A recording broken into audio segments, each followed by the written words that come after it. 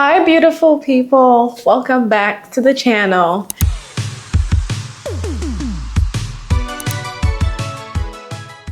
Today we are having a chit chat moment. We are almost at the end of the year, right? And I was just brainstorming about things that I want to send into the next year, behaviors, habits, just planning for the new year. And in terms of hair, I was thinking about things that I've done throughout this year in the short 6 months that has really boosted my hair care. And I wanted to share those tips with you guys. It's probably things you've heard before, but we always seem to forget the foundation. I compiled 5 habits. I put them down in my tablet, so if I'm looking down, that's why. The first habit is cleansing frequently. I bring this to say that back in the day, I didn't think about cleansing my scalp with a clarifying shampoo. All I did was use a moisturizing shampoo because that's what made my hair feel good. So I'll use that and go about my day. But I've come to learn that your hair follicles needs cleansing,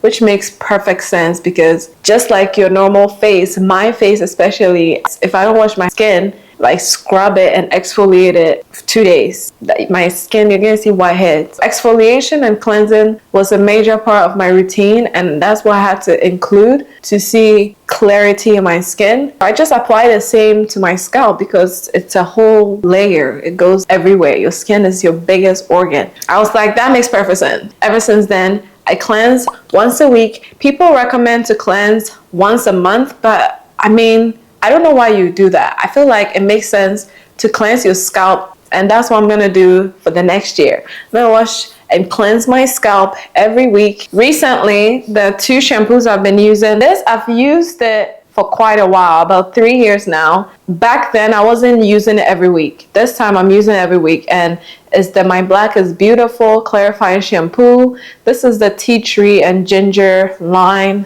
This I bought very recently, the apple cider vinegar. It's a soothing or smoothing shampoo, but apple cider vinegar helps balance your pH. One reason why I got it. It's non-stripping. So these are the 2 cleansing shampoos I use. And then I have a moisturizing shampoo. It's the TGIN moisture rich sulfate free shampoo. It's very moisturizing when you use it on your hair, but your hair still feels clean. In terms of cleansing your hair, even though we have a finger pads to do that. So this scalp massager, this is more battery controlled and it kind of like vibrates. That just adds to the amount of friction and cleansing quality. So this has been my routine for the past 6 months and I love it. My scalp doesn't get itchy as often. So it's about 10 days since I washed my hair, and back in the day my hair will be itching by now. I'll see flakes falling out of my hair. Now it doesn't feel like it. It feels like my scalp is clean and it can breathe air.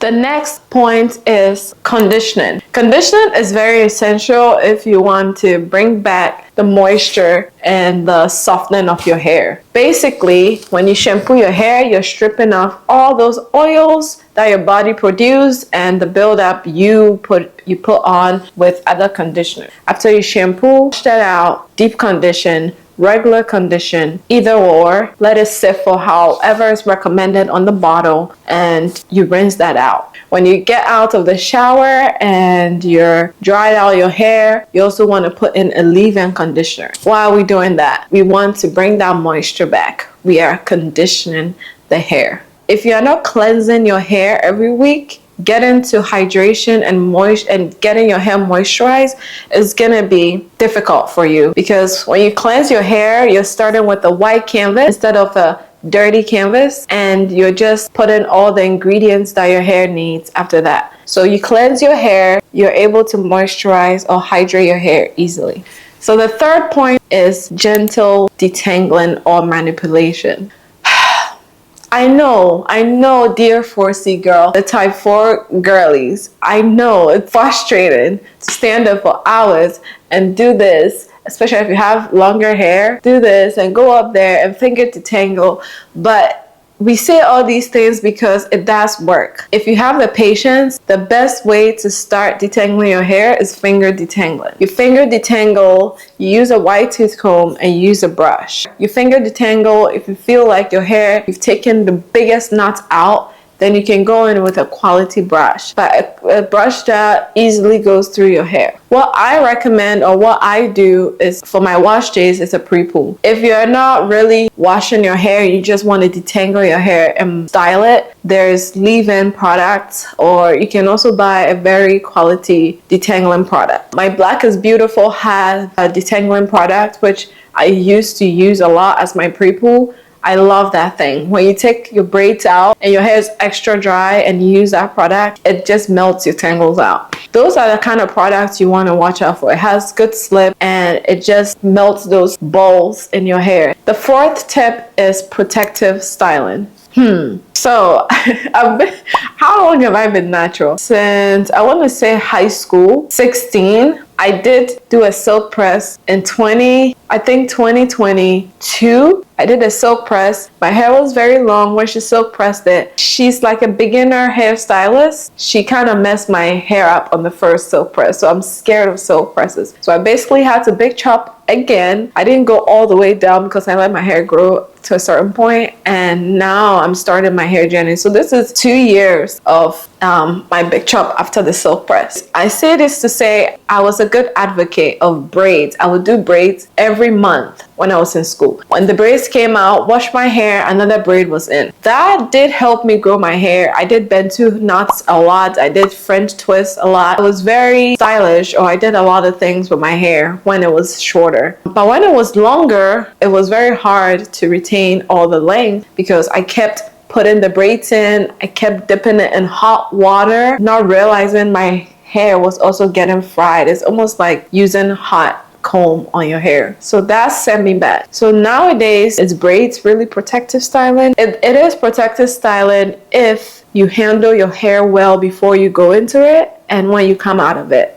When you're going into it, yes, they want your hair blow dried. Do that with care. Use heat protectant, use bond treatments, use protein treatment before you go into it. And when you come out of it, you also want to do the same thing. Use bonding treatments and use protein treatments if your hair feels mushy and fragile. I do love my twists. I do twist with my hair. I don't keep my braids in for more than 3 weeks. That's what I've noticed my hair thrives better in. Maximum a month. I don't go over that. I start taking it out right away. I would recommend that for everyone. I only keep it in for a month and 3 weeks because I do my own hair.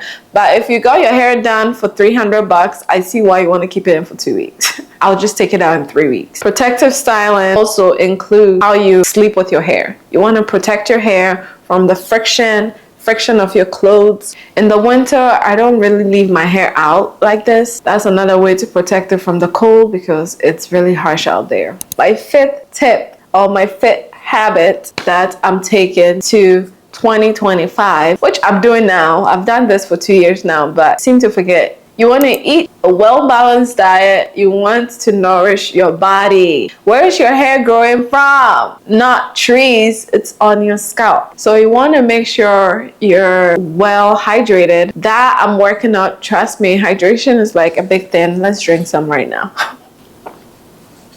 Anyway, one thing I do is fruit. I will eat a whole box of fruit if you let me do. That's where I get most of my vitamins. The only supplement I really take once in a while is vitamin D because I'm in a winter state and we barely get sun. The other vitamin I do take is iron. I don't take it often, so I don't even want to add it to this, but I take it at least once a month or twice a month. The only thing with iron, you gotta make sure you hydrate because that can also constipate you. And veggies, you get your vitamins from those, and proteins. Proteins is a big one. Proteins is the building block for our nails, for our hair, for our skin. Yes, people, eat your proteins, eat your vitamins. Yes, supplements are great. You benefit much from it if you eat it from whole foods. Okay, supplements are just there because most of our foods don't consist of vitamins, but there's still some, there's still hope. So just look for those foods and nourish yourself. And my last tip, I guess you can add it to it, but my last tip is to be patient. I say this even for myself because sometimes I'm like, I don't really see hair growth. But once I just shut off my brain and not focus on the length and more of my consistent behavior, I do notice it. Like in 2 months, 3 months, I'm like, wow, it's only been 3 months and my hair has grown that much. It's easy to do. Just don't focus so much or be consumed by how much length you're retaining. Be consistent, patient, and your efforts are gonna show. Those were my 5 habits that I'm taking to 2025 to grow this hair. I think I'm setting goals for myself for 2025. Can you see? I hope you can see. Right now, this is where my hair reaches. I want it to reach here the end of next year. That's my goal. How am I going to achieve that? Stay tuned. Guys, take care of yourself. It was amazing talking to you. I hope we go on this journey together next year. See you in my next video. Bye.